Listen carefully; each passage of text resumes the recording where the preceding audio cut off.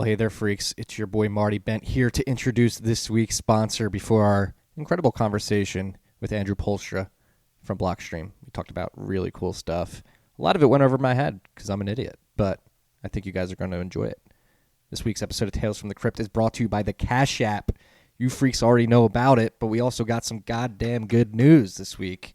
It looks like they're finally rolling out deposits on the app. So if you have Bitcoin and you want to deposit on the Cash App, it looks like they're rolling out that functionality. I currently have the ability to do that. You got to go through a little, you got to share a little bit of information with them, and then they enable deposits. So it looks like they're about to close the loop on the Cash App. And you guys know the Cash App's been the #1 finance app in the app stores for the last 2 years with 15 million plus users. They've also got the Boost program, which allows you to go to merchants and save and get money back. You get a Boost card. You get to personalize it with your signature, with a little Bitcoin symbol, with the lightning bolt, whatever floats your fancy, whatever tickles your fancy. That's the correct term there. So yeah, go to your local app store today. Download the Cash App. Again, they're enabling Bitcoin deposits on the app. They're rolling that out right now as we speak. As it seems that things are again, they're closing the loop on the Cash App. I hope you freaks enjoy this episode with Andrew Poelstra. I know I did. I learned a lot about cryptography, Taproot, Bitcoin development, culture, and other things. Enjoy.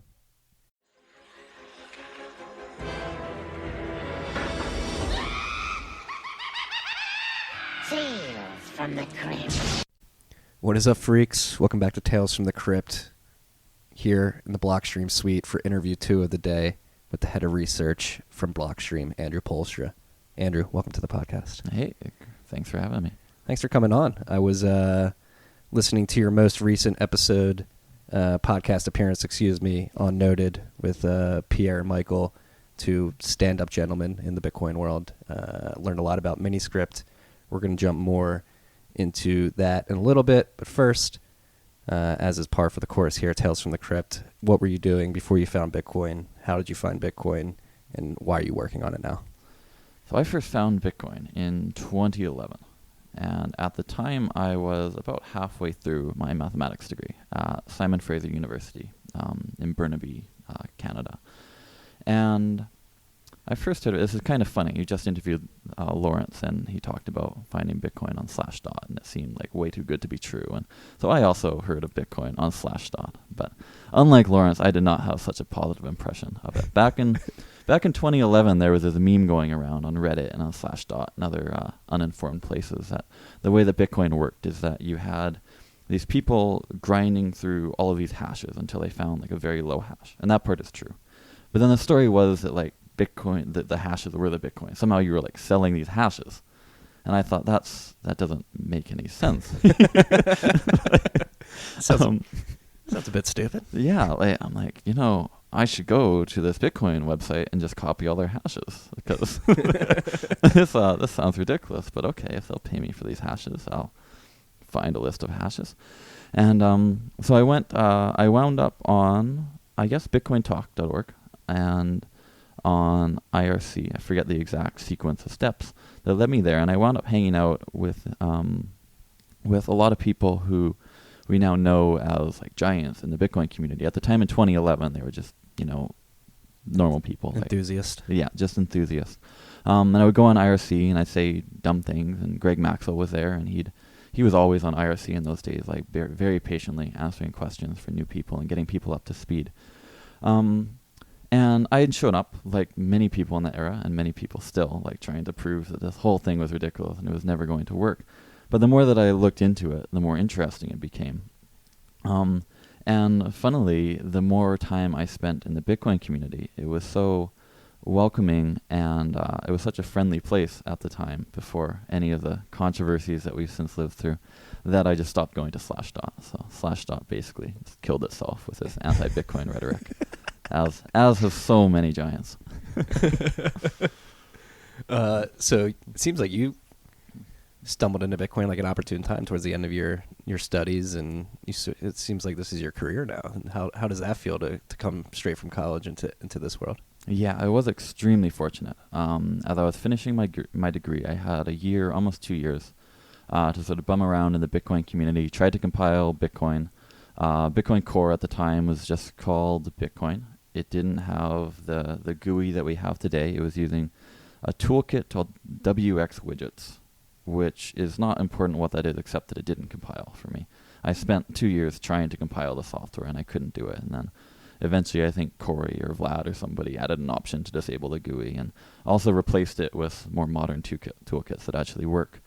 But by that time, I had gotten into the habit of just compiling without the GUI, and I've never used the Bitcoin Core GUI, even though I use the command line since then.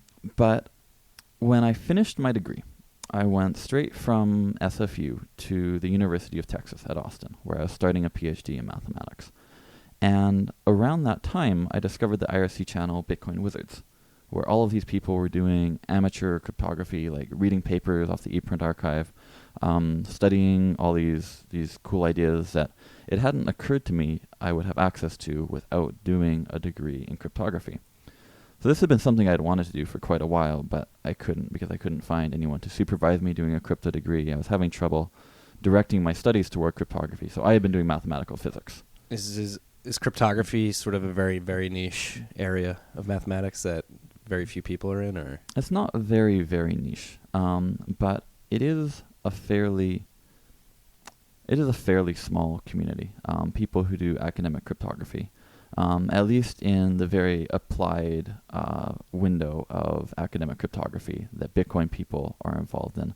So when I go to academic crypto conferences, there are conferences like Real World Crypto or Financial Crypto or things like this that are not so much general cryptography. It's not discussing applications of encryption. It's not discussing a lot of what people use cryptography for in the outside world. It's very much focused on signatures and zero-knowledge proofs and the kind of things that apply to Bitcoin and financial technology.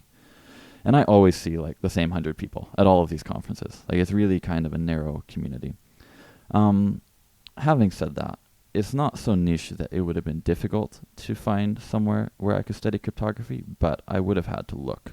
And at the time that I started my degree, I wasn't really looking, so I just sort of found myself unable to do it. And when I started my degree, I wasn't so into cryptography that I was going to do anything to do it, right? I also wanted to study mathematics. I also wanted to study physics, and that's what I wound up doing. Is it scary at all that there's you see the 100 same people at these conferences about a technology that is very imperative to the future of humans, I would argue? So sometimes, yes. So this is getting better as more people come into the Bitcoin community and as information spreads out more widely.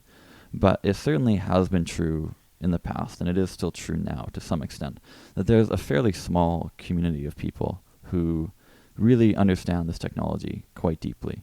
And every so often, an enormous proportion of those people wind up in the same room or on the same plane or something like that. And in the early days, this would seem to happen quite a bit. And we both wisened up and stopped riding the same planes all the time. And also, it's a much more open, it's a much wider community. It's much easier to get into this stuff. So it would be less of it wouldn't kill Bitcoin if something were to go wrong with one of these rooms full of a small set of people. No, it is. It does. Like conferences like that, even not even cryptography specific, Bitcoin specific freaks me out when Bitcoiners aggregate or congregate, in a very, very centralized location. But it is something I had actually had this conversation a couple of weeks ago.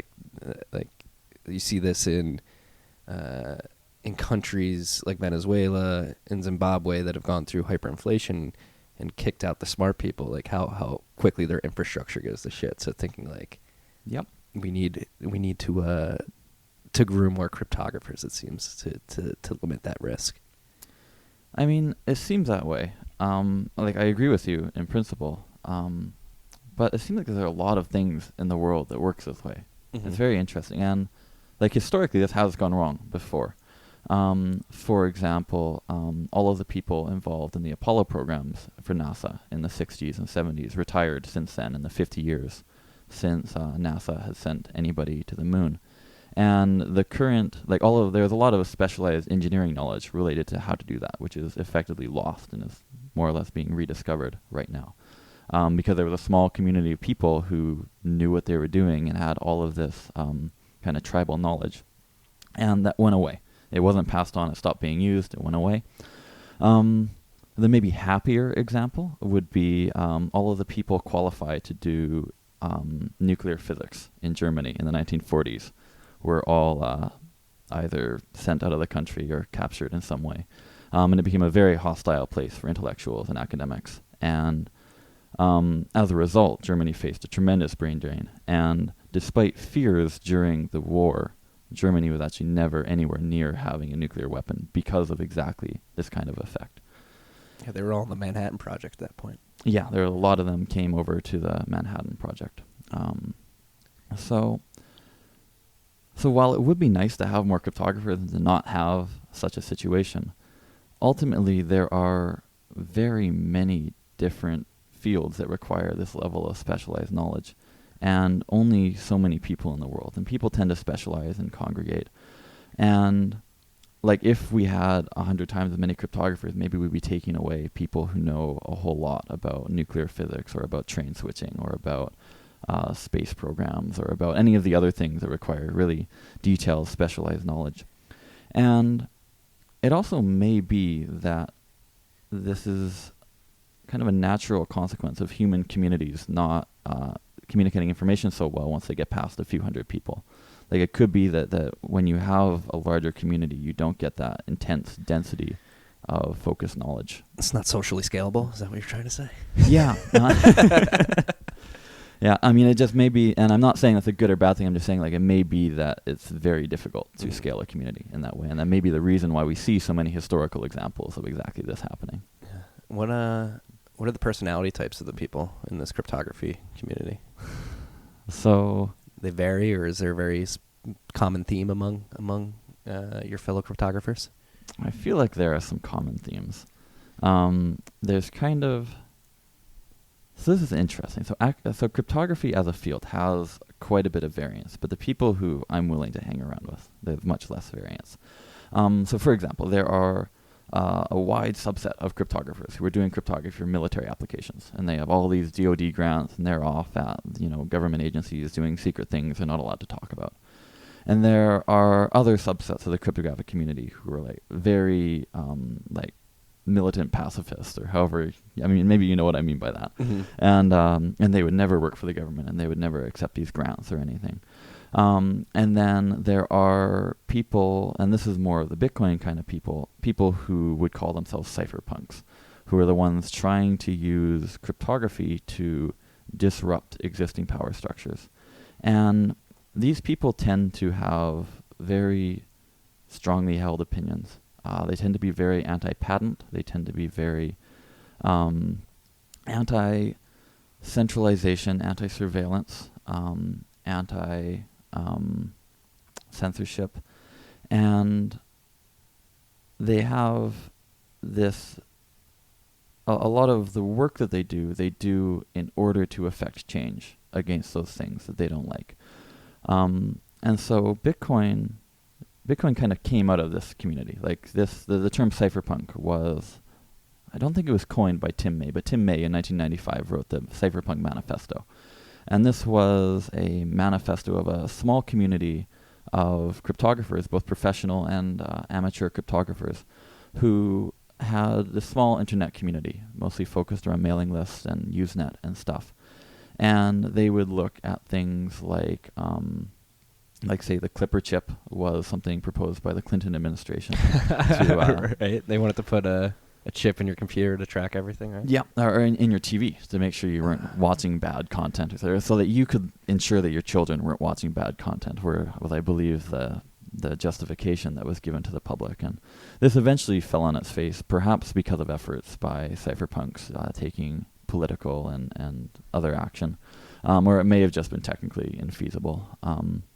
One strange thing that causes things like this to work out better than you might expect, given human nature and given the incentive that play, is that, I guess related to the situation we talked about, where there's very small groups of people who understand this stuff, often when those small groups of people have some sort of ideological bent and refuse to help with things, if you're a poor nation state just trying to watch all of your people, you may have a difficult time finding anybody who's willing to help you, anybody who's competent, who's willing to help you do that. And even if you can find competent people, the people who want to undermine you are more competent, and you wind up on the losing side of an arms race. So are you under the belief that the most competent people are fighting the good fight?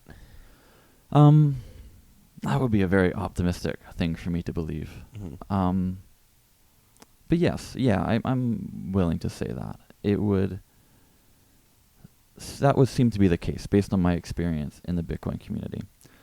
But having said that, I live in kind of a bubble in the Bitcoin world, right? I mean, that we all do. Right. As I said, like, there are wide swaths of cryptographers who are doing all sorts of military applications. And to be honest, I don't have a good idea of what they do. I don't like talking to them. I don't really care about their research. I don't know what they're doing. They could be miles ahead of me. And probably I wouldn't find out about that. Mm-hmm. So while I do believe that the most competent people are fighting the good fight, I really don't have the evidence. Can't say to with say certainty. that. Yeah. So within Bitcoin in particular, who are top tier cryptographers outside of yourself? Oh my goodness. There are not too many to list, but there are too many for me to list them all without forgetting people. But the people who I work with closely, say, are Peter Willa, of course, and Gregory Maxwell, and Jonas Nick, and Tim Roofing, and there's a guy, Yannick Serin, who helped us with MuSig. He wrote the security proof for MuSig. He's works for INRIA in France. No, that's not correct. I forget. Some agency like INRIA. There are many people I should be naming, but I'm blanking here. But those are the people who come to mind off the top of my head. And how, like, Larry and I were talking about peer programming and stuff like that before. How are you guys bouncing ideas off each other, stress testing, and are you doing that? Because I know Greg Maxwell came out a couple months ago and said he's only interacting in private with people instead of in public more. So sidebarring ideas and stuff like that. Yeah, that's a great question. So in the early days of Bitcoin Wizards, when the Bitcoin community and the Bitcoin research community was much smaller, because there's a whole group of cryptographers, like other groups of cryptographers who also do Bitcoin stuff that I didn't just list. There are folks at NYU, there are folks at Stanford, there are some people at Cornell, I guess. There are a bunch of research groups around the world who I interact with sometimes. I meet them at conferences, but I don't do too much. I don't really collaborate with them. We don't exchange ideas too much. There are people at Purdue as well, Pedro Marino Sanchez. And so when the Bitcoin community was much smaller, we would talk a lot on IRC, and we would just private message each other, or not even private message, we would just talk on the Bitcoin Wizards channel. And that was an effective way of communicating when there were only a couple dozen people and there were only 2 or 3 who were talking at the same time. And as things have grown, and as a lot of what we do has become politicized, it becomes difficult to have conversations in public, or as publicly as we did before. There's just a lot more friction. And so we find that the conversations that we're having in public are often things where we have to consciously decide to have those conversations in public because we feel like they need to have public input and oversight and stuff. And this typically happens after we've already hashed out a lot of our internal disagreements. So the way that a lot of things happen in private or in practice is there's some semi-private, low-volume IRC channels that I'm not going to name, but like you can find if you type /list and look at all 18,000 Freenode channels, they'll be in there somewhere. There are some small offshoot channels of Bitcoin Wizards where people discuss some specific topics, such as MiniSketch, which is a set reconciliation protocol that was developed by Greg Maxwell and Peter Willa and Gleb Naumenko, among a couple others, but it's mostly those 3, and they have a channel where they talk about things. And there's one where there was a whole bunch of discussion leading up to the Taproot bit proposal. There were sort of 5 or 6 of us that were iterating on that. And then, in addition to that, some conversations happen in like private communication, in emails and in IRC messages and stuff. And then a fair bit happens face-to-face. we try to meet people at conferences. We try to meet each other. If we're just in the same city, usually we'll call each other. And so actually one cool example of this actually is Taproot. Taproot itself. Mm-hmm. The original idea for Taproot was developed by Greg Maxwell and Peter Willa and myself. And we were at a diner in California in within 100 miles of the San Francisco Bay, I'll say. And and we were just getting breakfast and talking and shooting the shit as we do. And Taproot showed up kind of serendipitously. What had happened was somebody had messaged Greg privately asking about some more efficient script construction they had for somehow hiding a time-locked emergency clause for their spending policy. And I had also had basically the same problem. It may have been with Larry working on Blockstream Green, actually. And Greg and I were talking about this, thinking like, if we made a future version of Bitcoin script, how could we hide these time locks? Is there any way we can make the time locks take like 0 space?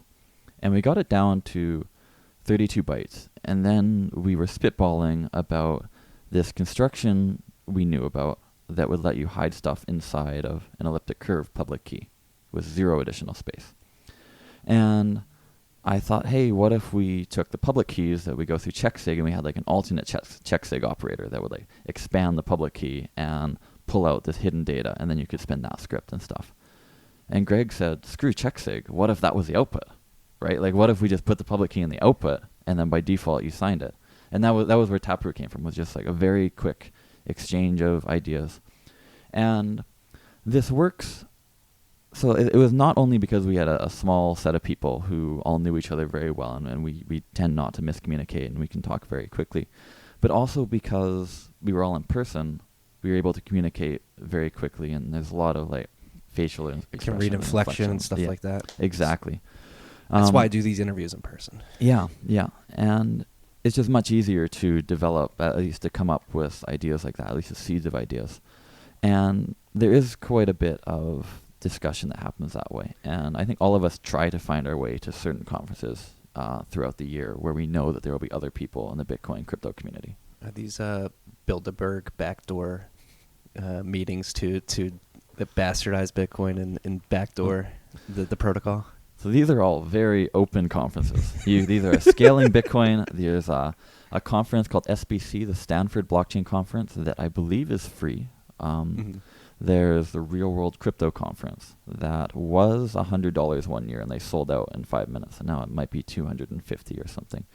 So these are accessible conferences that if you're interested in meeting people and you're interested in getting into the space, you can certainly show up and listen to talks and ask questions and meet people and get quite a bit of knowledge that way. And what was I going to say? I had a follow-up to that comment that I've now lost. I think the comment was going to be, yeah, we're definitely not sponsored by Bilderberg, or I'm kidding. Yeah, no, I swear on. No, I'm kidding. No, I'm kidding. No, I'm kidding. Yeah.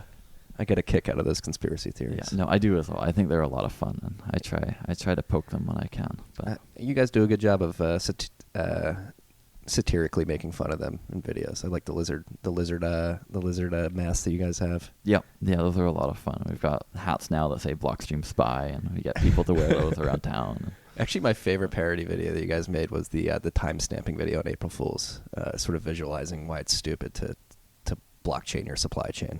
Yep. Oh, I remember that. That was fun. So let's jump into like Taproot, BIP, Taproot, Schnorr. We were discussing this between Larry's recording and this recording. I was sort of confused with BIP, Taproot, what's included, and sort of how all these things come together. So the way I understand it, Schnorr is sort of the prerequisite that makes a lot of these Taproot, Graph-root stuff work. Is this a correct assumption? Yeah, that's a reasonable way to put it. So Schnorr is a crypto primitive called the digital signature. It's a replacement for ECDSA, which is also a digital signature.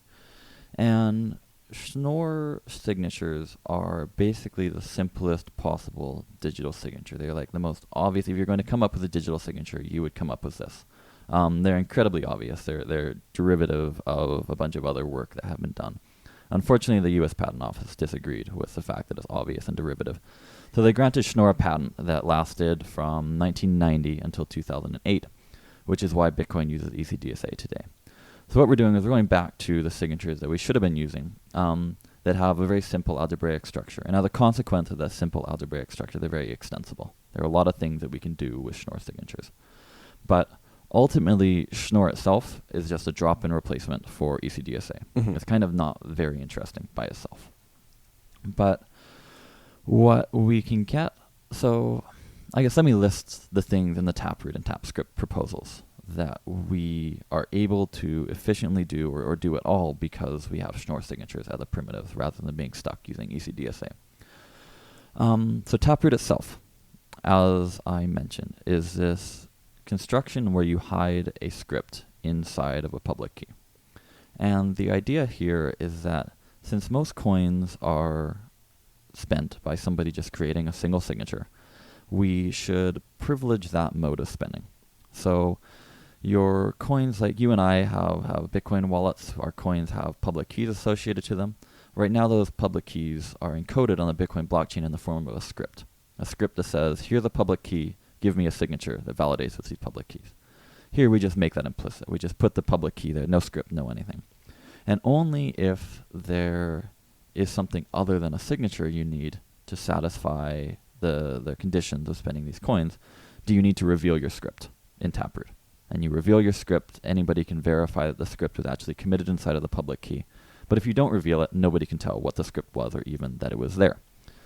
And this is cool by itself.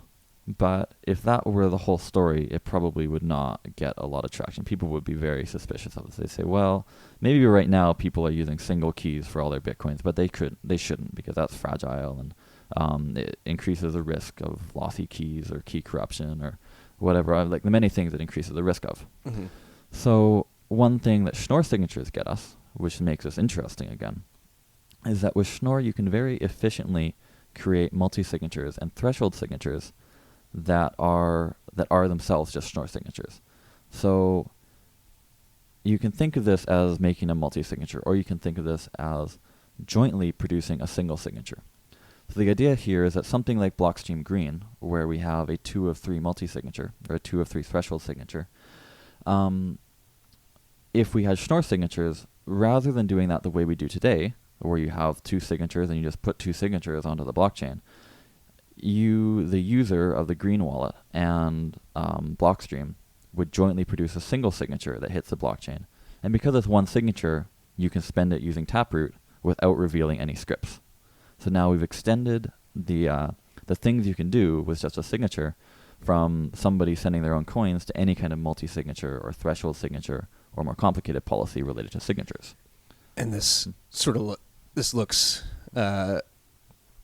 this is when you're looking at it on the blockchain, you can't really tell the difference between anything, and it sort of hides these functionalities in the script, correct? Or not in the script, in the signature.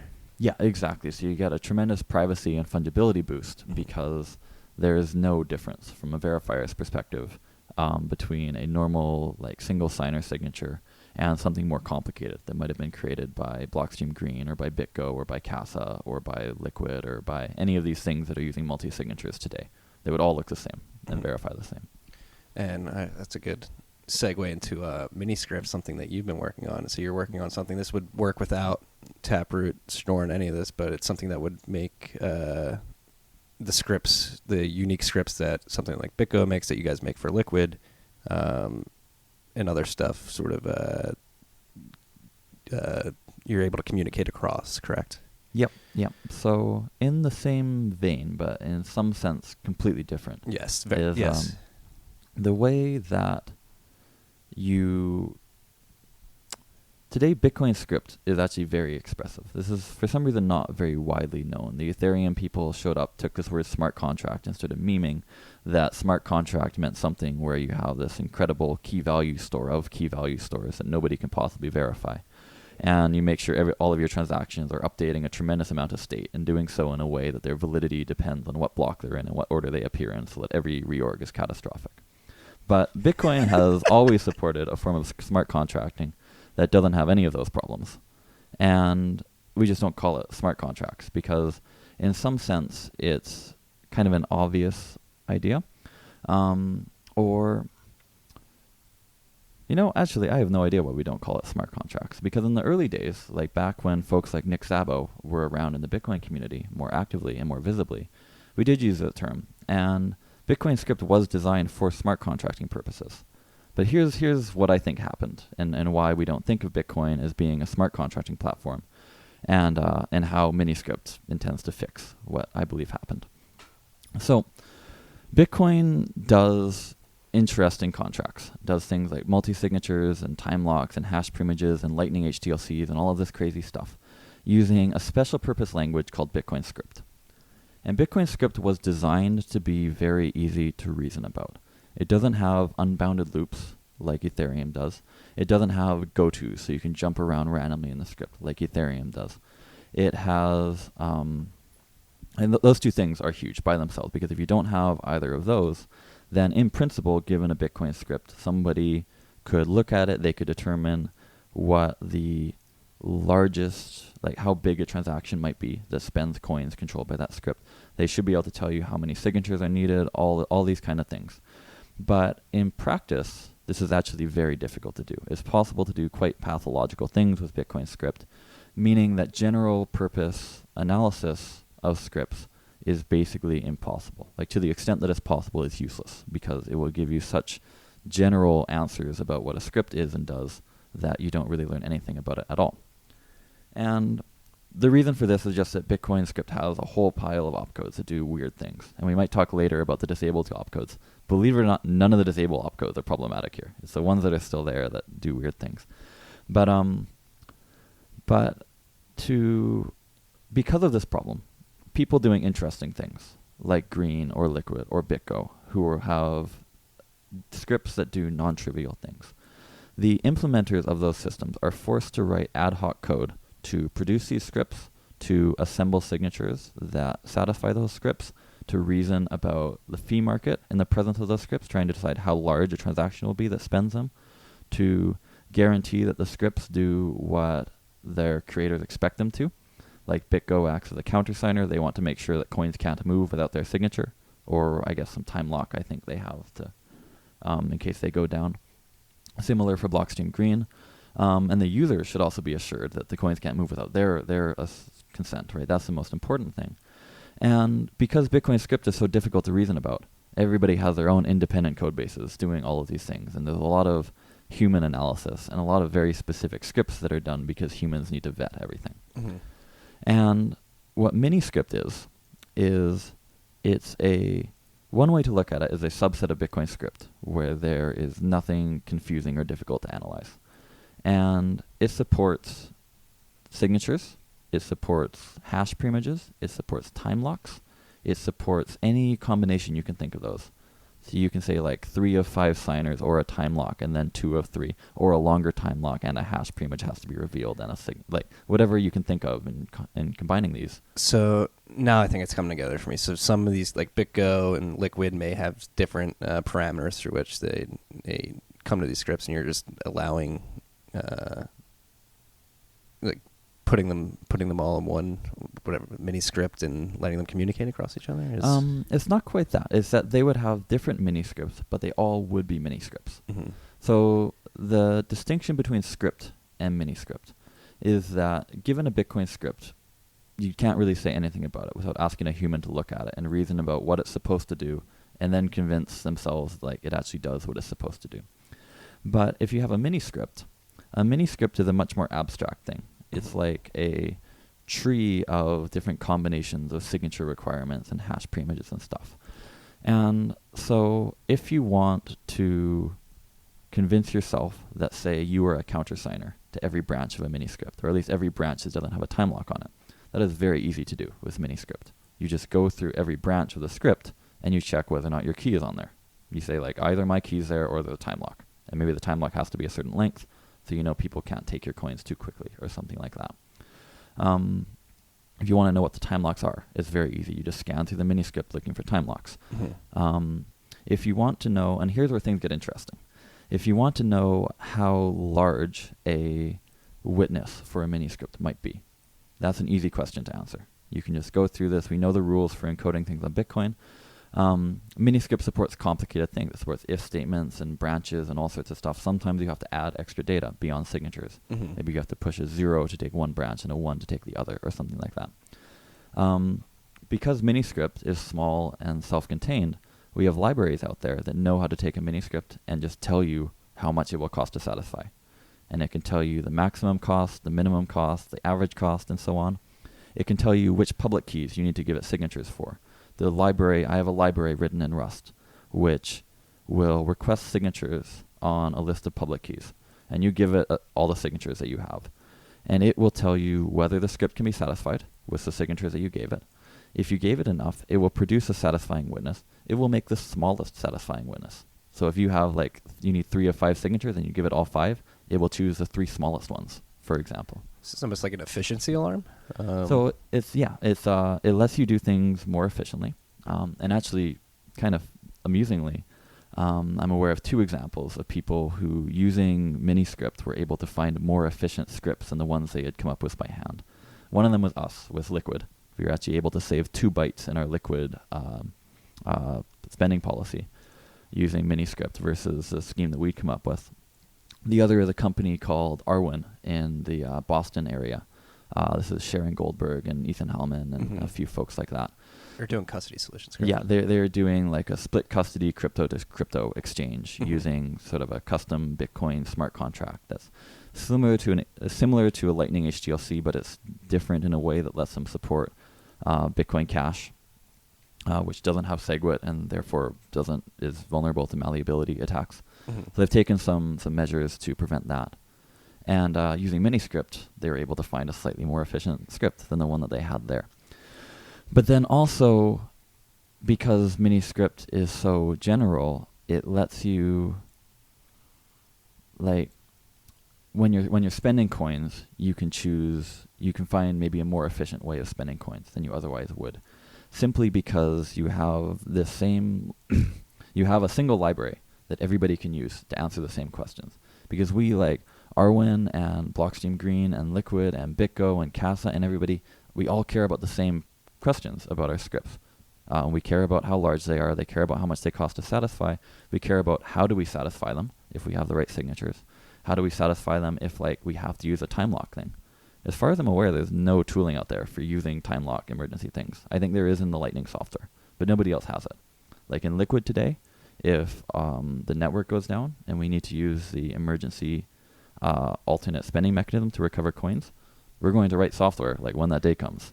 It's fine. I mean, like Lawrence was saying, it's a weekend project. It's not a big deal. But it's silly. It's silly that we have to do that, right? But with MiniSketch, the MiniSketch library can just do it for us. So we got for free that we no longer have that tool to write, which is great. No, and this is I was talking with Lawrence about AB core decentralization being the ideal that we strive for. It's like stuff like this helps us become more decentralized because it sort of tames the growth of the chain state, or not the chain state, the size of the chain. Correct. So MiniSketch actually is probably bad for the size of the chain state because it's going to let people do more interesting things. Okay. Although to the extent that MiniSketch is bad in that direction, Taproot will then recompress things and things will be even smaller than they were. But what MiniSketch gets us is a much wider variety of possibilities for using Bitcoin and much more robust uses for Bitcoin. So let me give you an example that affects me personally and many people that I know personally, and also many institutions that I'm aware of, which are, I have a non-zero number of Bitcoins that I hold personally. And those Bitcoins are stored on ordinary single signer SegWit addresses associated to a single public key, which is derived deterministically from some master seed, which is then split up and stored securely in some collection of locations or something. What I would like is that my coins would be stored on some sort of multi-sig, at least my long-term storage coins that I don't spend very often. I would like those to be stored on some sort of multi-signature, some redundant, 2 of 3 Like, I can spend them if I go to my cold storage thing, or maybe if I'm willing to call my parents or my girlfriend or somebody to countersign, then we can move them. I would like there to be a lock-timed alternate spending path that would allow my coins to be recovered in the case that I lose my keys or I die or I disappear or something. And right now, because there's no tooling for doing this whatsoever, I don't do this. I have my coins on single key addresses. My parents have a letter explaining how to recover them.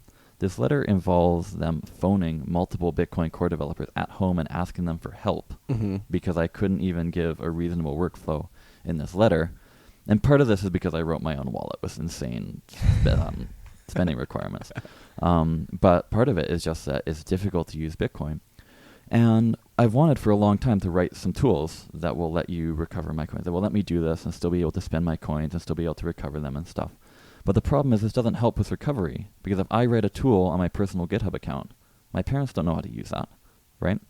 So I'm back to square one, telling them, oh, call, this Bitcoin core developer. You looked at my tool once, and he'll be able to figure it out. So with MiniSketch, now I'll be able to do that, because there will be just general MiniSketch signing tools out there, and I'll be able to give like a few simple. So will this be actions. something where, like, if you don't sign a message every n blocks, release to this address or something like that? Yeah, it would be something like that. Yeah, and I'd set n to be like 6 or 12 months, I think. The most you can set in Bitcoin script is 12 months, I believe. And I forget the exact reason. I think it's a maximum number of blocks. So does it use Unix time to derive that, or is it going up block height and a perceived guesstimated year length? This is embarrassing. For the one in script, I don't know. So that there are two mechanisms by which you can do lock times like this. One is to create a lock time transaction, spending the coins normally. That is has something called a lock time on it, meaning the transaction is invalid until some time is up. And for that one, if you give it a number less than some threshold, it's like 5 million or something like that, then it's interpreted as a block height. And if you give it a larger number, that's interpreted as a Unix timestamp. Okay. And yeah, I wonder where the threshold is and if we're going to hit it soon. I should take a look at that. But the other way is to directly support this in Bitcoin script using an opcode called check sequence verify, which is horribly named, but it means check the how old the coin is. And for that, I believe you can only set a number of blocks. And I further believe that there is a maximum number of blocks you're allowed to set this in the consensus rules. And that works out to roughly a year. So you cannot lock time things using this technique, which is a bit more robust than having a lock time transaction that you better not lose. But it limits you to doing 1 year. Yeah. It's so would you get would you be able to set it up with like a watch only wallet app that says like 100 blocks before the time lock's up? Like, you should probably sign a message and then it will just it'll just like push it more into the future. Is that how it works? Yes. Yeah. So here's another benefit or another specific benefit of MiniSketch that makes this kind of thing very easy. So we actually have something similar today in Liquid. The way that the Liquid network works is that all of the coins in the system are ultimately custodied by an 11 of 15 threshold signature of the quorum of participants in the system. And there is, after a month, I believe, 2 weeks, 2016 blocks, these coins then become available for spending by an emergency policy, which are some cold keys that are spread across the world. And the idea is that if the network crashes, if our HSMs all catch fire at once or something like that, then we'll be able to recover the coins in the system by some alternate human-mediated method. And today so the Liquid network, the functionaries who are supposed to control the coins, need to make sure that they move these coins every 2016 blocks. Otherwise, there will be an alternate spending path which should never be available while the network is alive. And the way that our existing code, the deployed code, does this is that it has a very specific template that the coins should be controlled by. It knows how to parse that template. It knows how to recognize functionary keys in that template. It knows where to look for a lock time. It pulls out a couple bytes that represent a time, parses those as an integer, and it says, okay, as long as it's not older than that number, then I need to move the coins. With MiniSketch, this is much, much easier. You take the script, you run a function that looks like miniscript.parse this script, and now it's a MiniSketch. So it You're just representing the script as a mini-script. And then you say MiniSketch list all of the time locks that are available. And the first one will always be 0 because, well, I guess if you had coins that you just couldn't move, then the first one would give you 0. It will give you a second number. And now our code that we haven't deployed yet checks, are there 2 numbers? The bigger one is the expiry. Okay. Like, that's how simple it is. And this is way more robust against changes in how we control what the spending policy looks like, because they're no longer templating scripts and trying to parse and doing all this ugly stuff. And it's way easier to read. You look at our source code and you can just see what's going on. So is MiniSketch like a wrapper for these scripts, or? So this is a cool thing. So there are 2 ways to look at MiniSketch. I think of it as a alternate language to Bitcoin script for describing spending policies for Bitcoins. But MiniSketch has an encoding that is in the form of Bitcoin script. Okay. So you can encode and decode Bitcoin script to MiniSketch. And the encoded form, when run by the Bitcoin script interpreter, will have exactly the same semantics as the MiniSketch as described. So you have some policy that's kind of human readable, right? It's like this key and this key or this key kind of thing. And the semantics of that are exactly what I described, right? That is what semantics means, just like what it does, what the spending policy actually is. And when you encode this as Bitcoin script, it will look much more complicated. It's going to look something like push this public key, call a checksig operator, push the result to the alternate stack, push this pub key, call the checksig operator, pull the other result from the stack, run the Boolean AND opcode, push the result, and the semantics of that are actually the same as just this key and this key. But you can see now that what I just said is very non-obvious, that those do the same thing. Seems right? arduous. Yeah. Yeah, it's arduous. So with MiniSketch, we have a set of predefined script templates or script fragments that, as far as we're aware, express all of the most efficient constructions for doing ands and ors and thresholds and stuff in Bitcoin script. And that we, Peter and I, and a few other people who have gotten excited and read through our code, have basically vetted that all of these fragments do exactly what we think in the ways that we think. And now that we've vetted those fragments that required a fair bit of human work, now we can just use MiniSketch, and we can take a Bitcoin script that's already on the network and just decode it as a MiniSketch. And then we don't have to worry about the script semantics, because now it's in a form that directly represents the semantics. And you don't have to ask permission for that at all. No. No. And what's cool is this is like way like on the spectrum of things that are permissionless. Like this is to the moon. It's really cool. So Right. First of all, it's it's permissionless in the Bitcoin sense of anybody can use it, anybody can do what they want. It doesn't require any consensus changes or consensus layer logic. So anybody can use it with the existing Bitcoin system today. And then because it encodes to a subset of script, even if Peter and I go and change the language as we define it, I mean, anybody can run whatever code, but even if Peter and I like change the language 100 times and we're like, oh, well, now what we call MiniSketch is this thing, chances are, if you're doing something that's not really contrived, our new version will still encode what you were doing, and you just keep on parsing your script as MiniSketch, and don't worry about what changed at the edges. If we change to like allow SHA, like RipeMD instead of SHA, we might add that, for example. So it's backwards compatible as well. It's very backwards compatible. It's very robust to changes in the underlying script. And the reason for that is that we have to be able to encode to Bitcoin script and decode from Bitcoin script, and that doesn't change, right? It's fascinating, man. How the hell did you get this smart? This is the question I have right now. This is like, it's blowing my mind. Like how? So there's a funny story about MiniSketch. So all the intelligent stuff here is Peter Willa, to be clear. It's not me. All the efficient parsing and all that good stuff. Actually, it's funny. As we were designing it, sometimes Peter would put stuff in, and I wouldn't know how to parse it. And I'd say, I reject that change because I don't know how to write the code for it. And so it's deliberately very simple to write a parser for it because I didn't want to understand how like LAR1 parsers and stuff worked. Keep it simple, stupid. Yeah, exactly. And fortunately, we didn't have to sacrifice efficiency anywhere to get that. Like we were worried that we would, but it turned out everywhere where something was difficult, there was an equivalent construction that wasn't so difficult. So the story behind how MiniSketch started was Carl Dong, who is a Bitcoin developer who works at Chaincode right now. TFTC alum too. He's been on this podcast. Oh, excellent. Talking about Geeks Containers. Yeah. So Carl is one of the maintainers of the Rust Bitcoin project. This is a library that does all sorts of Bitcoin transaction and block related things for Bitcoin. And he wanted to add some support for multi-signatures.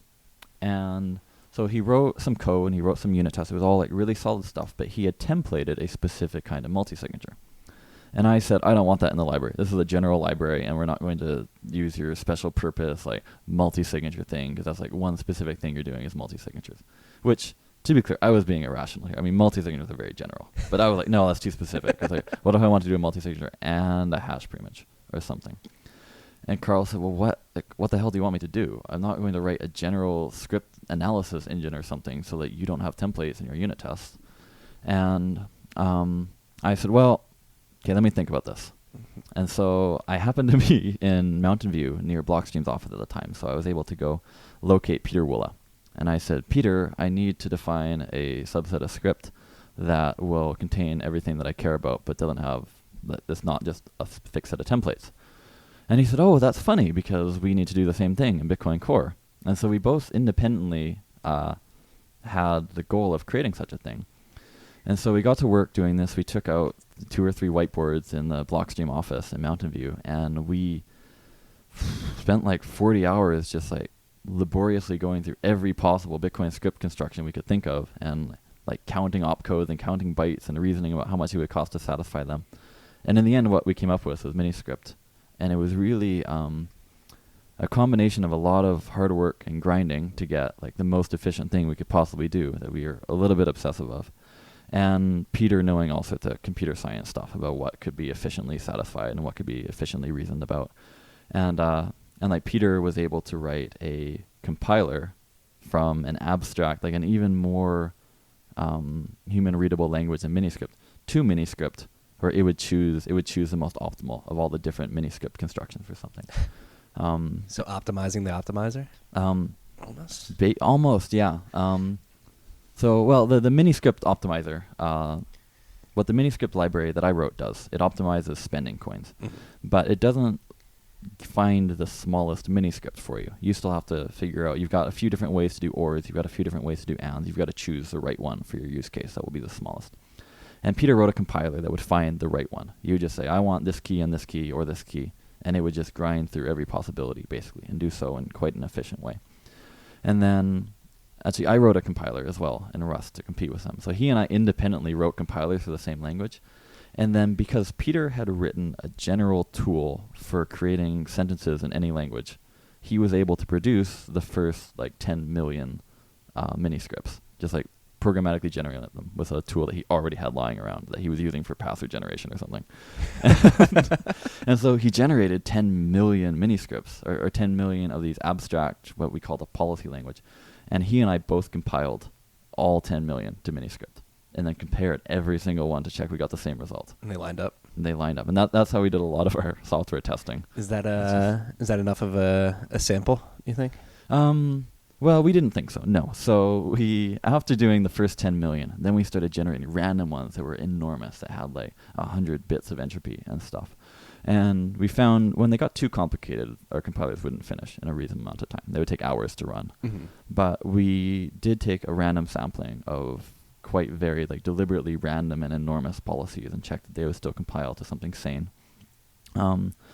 I wrote some tooling because I was using this. I was writing a production-ready Rust library for use in Liquid. I did a whole bunch of tooling for actually producing valid transactions and stuff. And I spent a while running random MiniSketches, making sure that I could sign for them and that the resulting signatures had a transaction weight that was below what I had estimated, that everything was satisfiable that I thought was satisfiable and not satisfiable when I didn't think it was, and just generally sanity checking against the actual final produced Bitcoin transactions.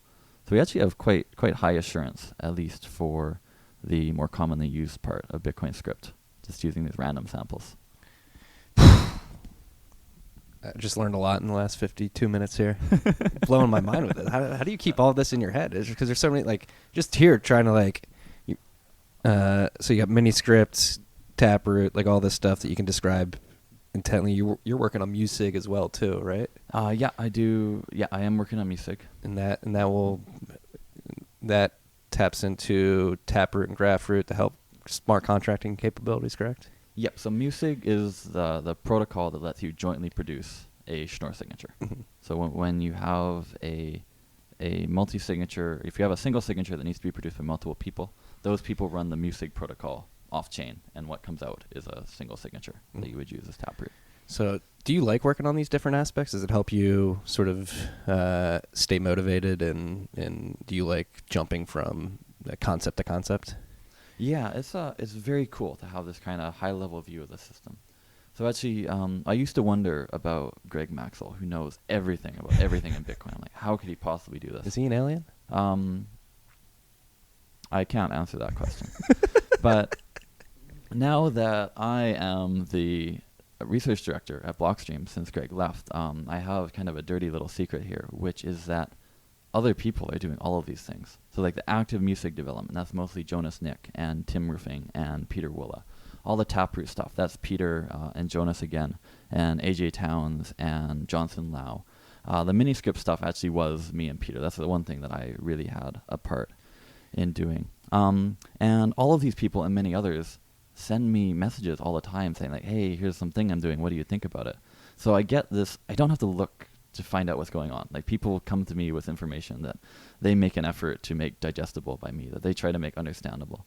So I can pretend like I know all these things about all of these million things, but the truth is that I have people kind of processing this information and doing all of the heavy lifting and stuff. And I kind of just have an executive summary of a lot of it. Yeah, it's like me just being a full node operator trying to understand what you guys are working on. But no, it is you're a fascinating person, Andrew. It's Thank you. It's You too. thank you.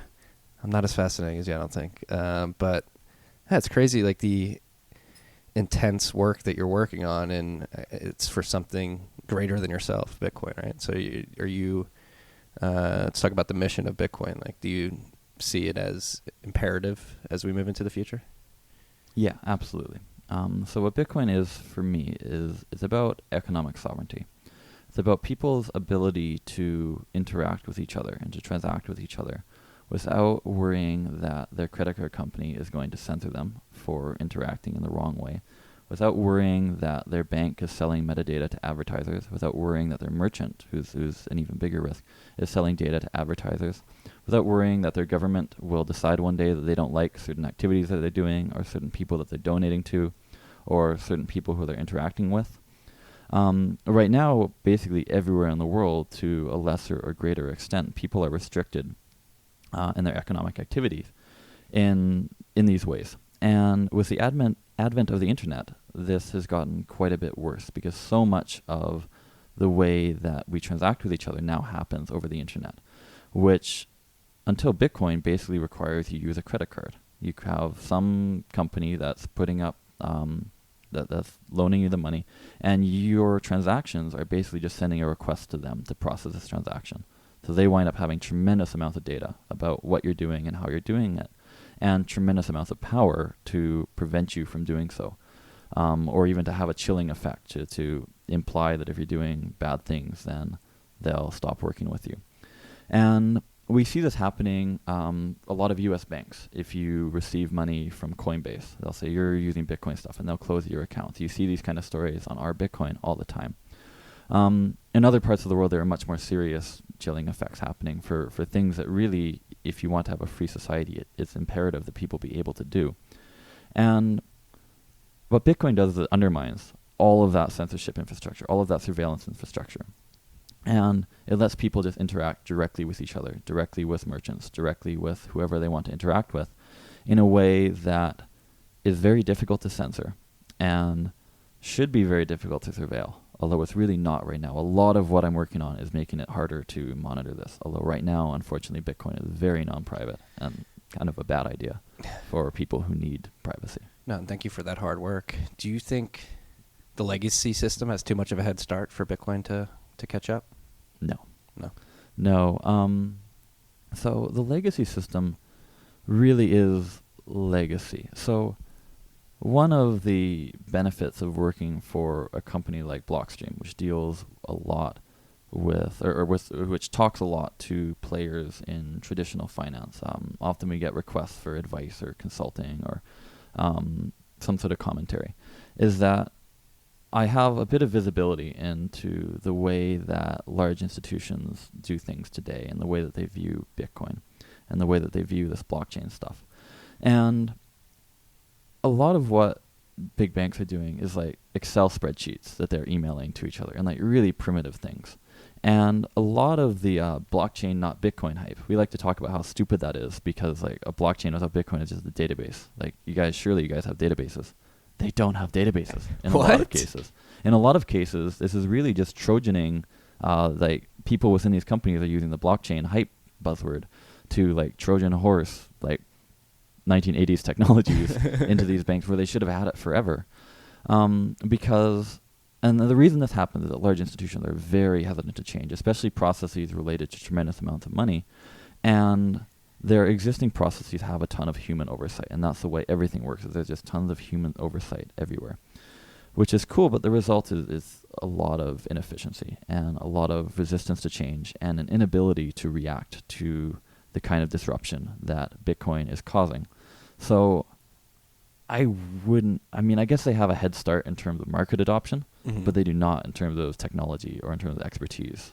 No, that's one thing that a lot of, like, especially in the VC world and the post-dot-com bubble world, is fintech is a buzzword, and fintech sort of markets itself as new technology when it's really better UX UI on top of pre-existing technology, where Bitcoin is actually a new technology. Yeah, exactly. Yeah, that's exactly it. So it's almost like, I mean, the way that most people in the financial space think about new technology, right? It's not new technology. So they're like in the last like 2 generations ago of new technology is where they are. So like Bitcoin, it's difficult for a lot of these players to even comprehend Bitcoin because of that inferential gap. Yeah, these mental blockers, people. The sunk cost of just ingratiating yourself in that system is it a old dog can't learn new tricks, or is it like head in the sand, don't want to learn the new tricks? I mean, there are both of those, but there's also like, because there's such a distance between the way that people are used to dealing with money, like it takes a lot of outreach and education, and it's difficult also for Bitcoin people to bridge that gap, right? It's difficult for us to understand how financial institutions are working today and to even be able to speak their language to talk about why they might like Bitcoin. So there's a fun kind of story I have. I know we're not out of time. I've got time. We got plenty of time. A couple days ago, my friend Eric Meltzer at the Magical Crypto Conference announced a project he's been working on called the Satoshi Treasure Hunt. Shout out to the DPR Avengers, our team on the treasure hunt. Is that right? Now. Oh, yeah. That's excellent. 10% of the proceeds go to the Ross Ulbricht and Julian Assange funds. Excellent. I'm happy to hear that. And the way the Satoshi Treasure Hunt works is really... So Eric did a presentation about this at the Magical Crypto Conference, and he made a really important observation, I think, which is that the way this treasure hunt works, where he's taken private keys that store up to $1 million of Bitcoin, he's sharded them, and he's encoding shards everywhere, and he had like multiple copies and all sorts of crazy, elaborate hiding places. This is literally impossible to do with any asset except for cryptocurrency. And I feel like this is something that's very exciting and very tangible that demonstrates the counterintuitive and novel properties of Bitcoin to people who otherwise wouldn't see that novelty. Yeah, it's like real life Ready Player One. It's incredible. Yeah, and it's great. So he used Shamir secrets, correct, to break up the key, and then he broke up the keys into even more shards, correct? Correct, yeah. Yeah. Which is, so like what he dropped on Saturday was every person on his team has a special business card, and if you get all their business cards, you'll get one of the shards. Yeah. Yeah, so I guess podcast listeners can't see it, but I just pulled one of these cards out that he machined with a friend of his in Brooklyn a couple days ago. It's got the QR code there. You can't really see it. This is the dopest business card I've ever seen. There is a trick to getting the QR code out of there. If you try to peel that paper, you're just going to ruin it. Yeah, there's a physical trick you can do. that I'm not allowed to say. Eric Okay. told me not to tell people. And this is, I guess this hadn't really occurred to me until Eric made this observation about how exciting that is, or how tangible it is to see something like this, and how it makes tangible a lot of weird aspects of Bitcoin. Yeah, because it's globally distributed. You have teams. The teams that are gathering have to be globally distributed because you need people in physical areas to find the clues, and so you need people who are good hunters, and then you need good cryptographers. So people were basically brute forcing. Yeah. They would read the HTML, CSS of the first 3 shards and were able to like brute force the third or fourth key. Yep. But that's the problem they face. It's making it harder. Over time, he said he got a call from one of his quant buddies at like a huge hedge fund who's writing high frequency trading scripts, and he's on the case now. So trying to make it harder for those types of minds is it's gonna be fun to watch. In the next year. It will absolutely be fun to watch, and I hope that this will get a lot of traction in the public eye. I think it'll be a very good thing. Well, for Bitcoin. If we have a bigger price pump, that $1 million prize is going to rise. And yeah, I guess it already has. Hasn't it? I didn't even think about that. But Yeah. we've had a hell of a week on the markets. So that million's probably way above $1 million, right? Not way above, but above $1 million. it could be close to 2. Yeah, I don't know. Yeah. I should ask him. That's like it's like the FOMO. Like think about the FOMO of just like Yeah. acquiring Bitcoin, but the FOMO for this, I guess around the time, if the announcement, I'm not sure exactly how many Bitcoin, but it was around like 200 Bitcoin, 210 Bitcoin or something like that. Like as this race goes on, if the price is going up, it's going to get more intense. Yeah. More FOMO. So that's going to be fun to watch. We're an hour and 5 minutes in here. We're 20 minutes over my allotted time. Thank you for indulging me. Yeah, thank you. I want to end it on, get to know a little bit more about the person in the last 5 minutes. So you are into climbing. We were talking about free solo before. What about climbing interests you? Does it help you get your mind away from this stuff? Are you thinking about this stuff while you're climbing? Is it therapeutic? No, it definitely helps me get my mind away. So I was introduced to climbing, actually, by Peter Todd, who's well known in the Bitcoin space. Mm-hmm. I was visiting some folks at the BHB lab in Milan, where Peter used to spend quite a lot of time working. I don't know if he does now. They restructured a little bit, and I'm not sure how his projects moved there. But I wound up in Milan visiting some friends of mine, Giacomo Zucco, who everyone on Twitter knows, Mm-hmm. and Mir Limponi, and Peter Todd. And we went to a climbing gym in Milan, and I really got into it. What I find is it does help me, so I can't think about Bitcoin. When you're on the wall and like if you screw up, then you fall. There's very much a physical need to focus on what your body is doing and how your body is positioned. And it helps to be aware of something so physical and concrete when you spend all of your time otherwise doing such incredible abstract things. And I find it's very grounding and it's very meditative. And I enjoy it for that reason. You're reintroduced to your mortality? Yes, yeah. It's good. That's good to have that happen, I think. No, it definitely is. And I'm not going to ruin free solo for you, but I think you're really going to like it. Yeah, I should. As I said, it's open on my Amazon page right now, and I still have not clicked play. All right, I'm going to let you get on with your day here. Before we part, do you have a word of advice, something you want to bring to the attention of the freaks out there, anything? All right, so I have something very specific that I want to say, which is that Shamir secret sharing is exactly the right tool for running an enormous treasure hunt where somebody takes all the money. It is not a substitute for multi-signatures. That's all. That's a very good point. Yeah.